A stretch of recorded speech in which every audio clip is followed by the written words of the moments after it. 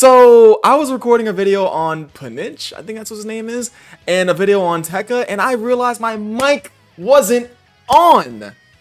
Okay, so let's go ahead and break these two down really quickly. I really wanted the previous video that I recorded to this one to be like 5 minutes or less, and it ended up being 9 minutes. So let's start with talking about Teka. Teka, his leader skill is pretty much, well, they're both similar to each other, but we're going to repeat it anyways. But Teka, his leader skill is 3 key and 77% of the stats to crossover, or physical type 3 key and 50% stats. So he pretty much has a EZA area fodder leader skill. He also gets 30% attack for 1 turn and lowers defense, so he has a very terrible super attack effect for a 2021 free-to-play sub-EZA unit. He starts out with 150% attack and defense baseline. He also gets additional 50% attack and defense when you have a crossover category ally attack in the same turn, so that is good. He's also a support type unit to crossover, giving 25% attack and defense, and he also has a 50% chance to give an additional 2 key and 25% attack and defense to all allies. So in your best case scenario, you have a crossovers character,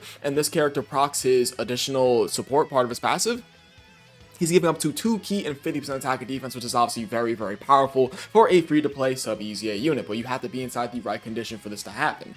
So Teka, what is the problem with Teka? His link set is very, very weird. He is on pretty much a handful of categories. 1, 2, 3, 4, 5, 6, 7 categories. This is just...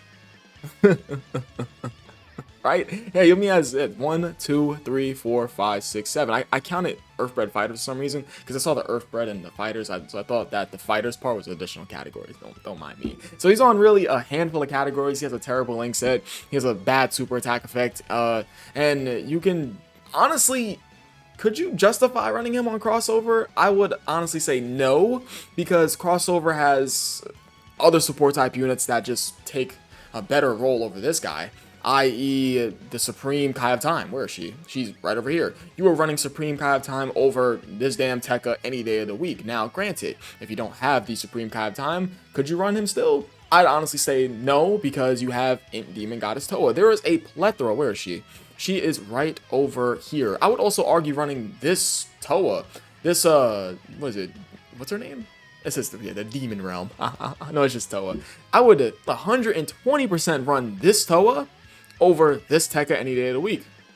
So there is almost no justification you would run this character unless you have absolutely no support type units, which I would find hard to believe that is on your crossover team.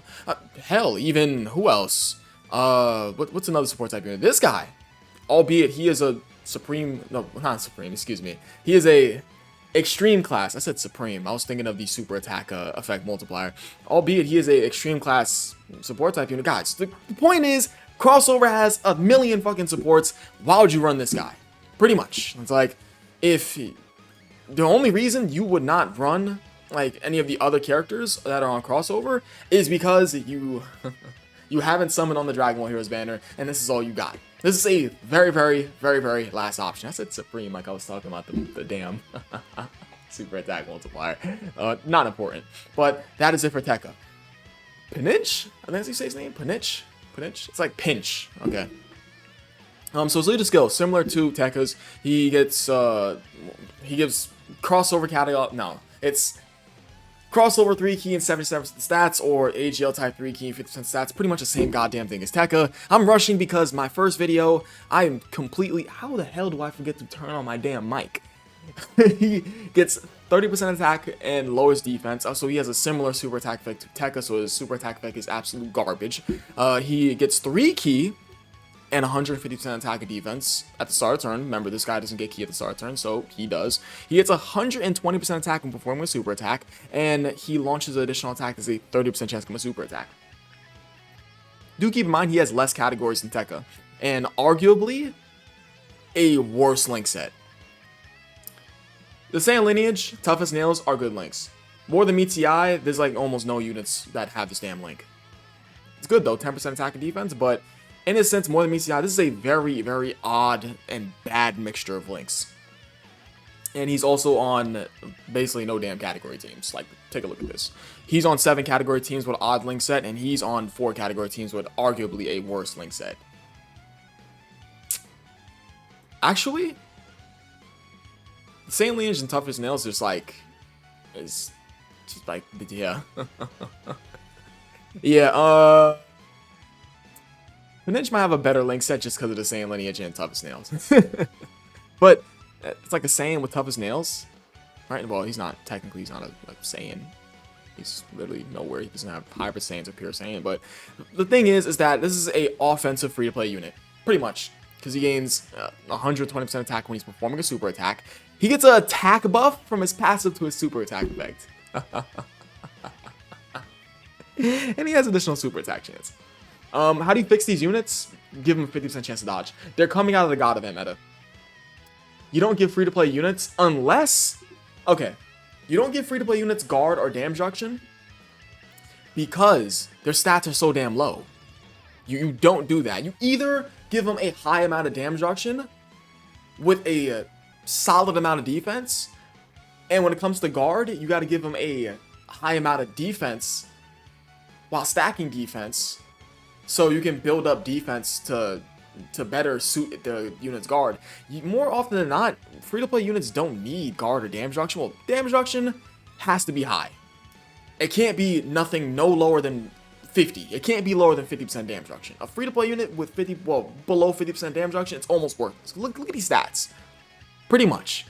It has to be above 50% damage reduction. Basically.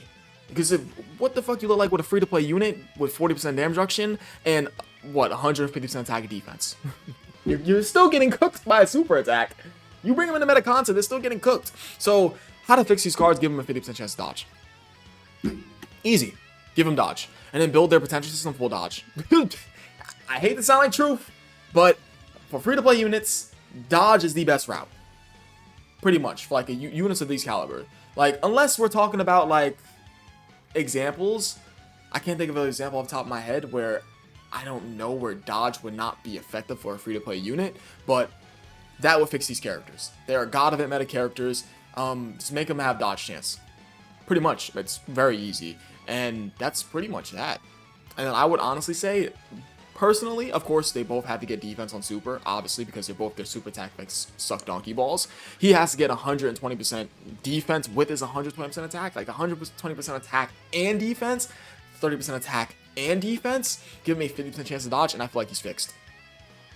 Keep an additional super attack chance, who cares? Maybe make him a little support type unit, 1 key and like 20% attack and defense to all allies. That's it. With a 50% chance to dodge, he's fixed. This guy, make this all ally support unrestricted and lower this crossover support to 2 key and 20% attack and defense, and give him a 50% chance to dodge.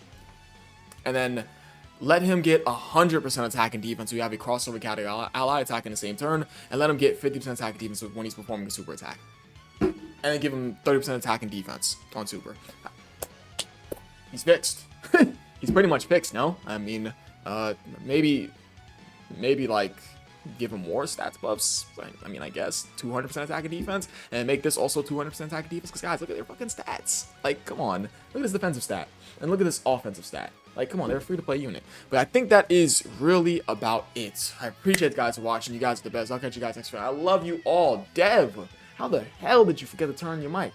Thank you guys for coming to the live. The live was very fun. Peace.